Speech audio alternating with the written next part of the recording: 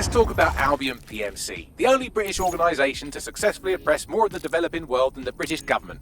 Led by Nigel Cass, a man the partisan media calls a charismatic visionary, and Amnesty International calls a war criminal. I've just played Watchdogs Legion for about 3 hours and it has changed quite a lot since we last saw it. Specifically, Watchdog Legion's original idea of being able to recruit and play as any character in the game has added a Hitman twist, with the ability to use a character's outfit as a disguise. Pick and recruit the right NPC and you'll be able to get into guarded areas without raising an alarm. Need to sneak around a building site? Why not recruit a construction worker with a high-vis vest and a hard hat that will let them move around unbothered?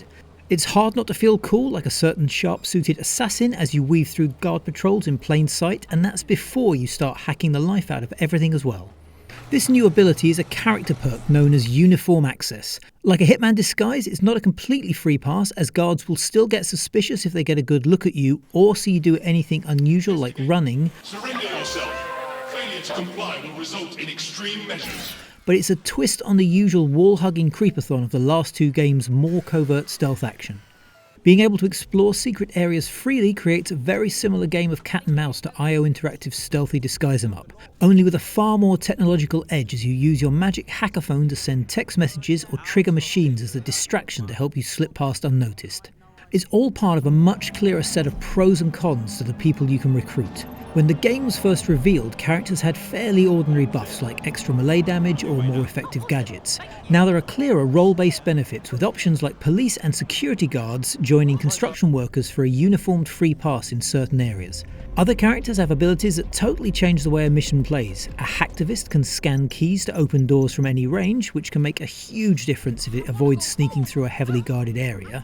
Elsewhere, a spy has a 007-style watch that can jam enemy weapons, while a football hooligan, yes, that is an option, can summon other people in a fight. There are even buff-style characters like a recruited lawyer that can get an arrested member of your team released sooner, or a paramedic who can heal injured ones faster. The idea of building a team to save London from its dystopian totalitarian oppression using such a varied range of options adds an interesting layer to the flexibility already there. The hacking of the previous two games is streamlined but largely unchanged, letting you hack endless chains of computers and cameras to pop locked doors, blow junction boxes to stun enemies, or move cranes and reach new areas. And this time the near-future London setting adds in extras like heavy-duty cargo drones you can hijack and ride on to reach new areas. The London setting is an interesting change as well. It's recognisable from its rows of grimy Victorian townhouses, inner city areas, Thames locations and tourist spots, but it's all subtly altered by a sky full of drones and a brutally unforgiving police state, enforced following a series of terrorist bombings. DedSec, the underdog hacking group of the previous games, has taken the blame for the attacks, which were actually engineered by a mysterious Illuminati-style group called Zero Day. A rogue faction of SARS officers framed DedSec for the bombings to consolidate power over the government. But now they've noticed that some people are standing up to the new order and they're blaming you. That's led to DedSec being designated a terrorist organisation and Albion, effectively a mercenary army, seizing permanent control of London. I promise you, with the launch of Project Themis, London will be the first city in the world to be made truly safe. There's more than a whiff of Assassin's Creed Odyssey's cultish villains to all this, as the overall aim involves bringing down Zero Day by finding and working your way through its lower ranks to reach the upper layers of leadership and the big bad behind it all. Here though, instead of being a member of an ancient secret organisation trying to free people from an unseen oppressor pulling the strings in the background, you're a member of an all-new secret organisation trying to free people from an unseen oppressor pulling strings in the background. It looks like there's a lot more potential here, however, compared to both Assassin's Creed and the old Watchdog games, thanks to the combination of hacking powers and the abilities of whoever you recruit.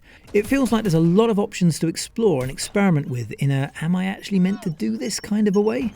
There are questions to ask like, what sort of chaos could I cause if I recruited that bus driver and used his bus? Or what happens if I use a protester's megaphone perk to rally people to fight in a mission area before I start? It's that sort of freedom to combine and play with things unpredictably that looks like it's giving Legion's open world an edge on previous installments. So that's our look at a 3-hour hands-on playing Watchdogs Legion. For more on that game, subscribe to Games Radar and make sure you don't miss out.